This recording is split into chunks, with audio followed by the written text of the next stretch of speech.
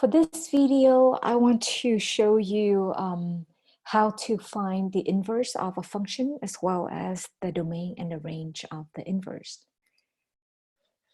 So to recall an inverse function, you pretty much just interchanged the domain and the range. So before I begin, so the domain of the function is the range of the inverse and vice versa. The range of the inverse is the domain of, the range of the function is the domain of the inverse. Okay, so for this current problems, before I begin, I just want to, instead of calling it f of x, I'm going to call it y. So what we have is 7x minus 4 over 3x plus 1 equals y. That's step 1. You put y in. Step 2, you interchange x and y. So instead of 7x, we now have 7y minus 4 over 3y plus 1 equals x.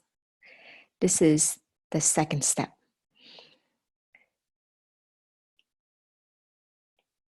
So step 1,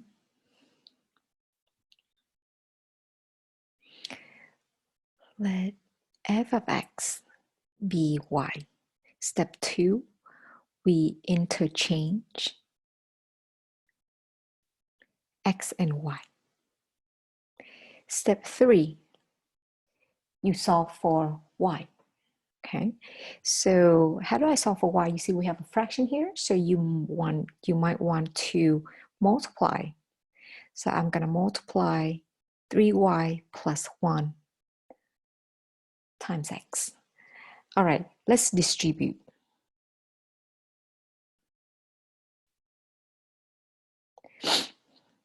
Three xy plus x. The problem here is you want to solve for y and you have y and y.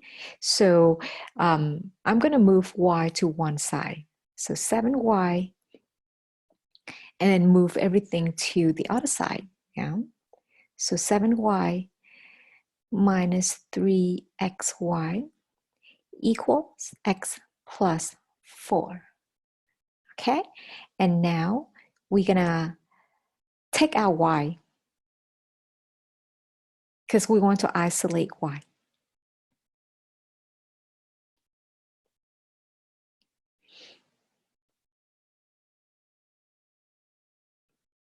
And like I said, we isolate y, so we divide. And that's your answer. So this one right here is the inverse. Okay, so now to find the domain and the range,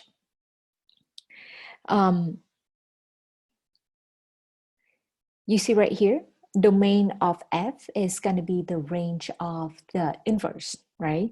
So let's find the range of the inverse first, because the domain of f, you can see it in the original problems. So the original problems is this one, right? That's the f function. So I'm just going to take the bottom and I'm going to put it equal to 0, because you don't want that point, right? So that's the bad point. That's the point that's gonna make the function undefined, because we don't want 0 on the bottom. So the range of the inverse, which is the domain of the original function, is gonna be everything but negative 1/3.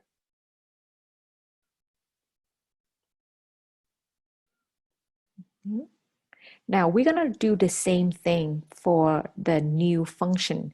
So now we get the domain of the inverse. which is right here. You don't want to see 0 on the bottom, right? So x is going to be 7/3. So we're going to write everything from negative infinity to 7/3. And you want to exclude that point. And there we have it.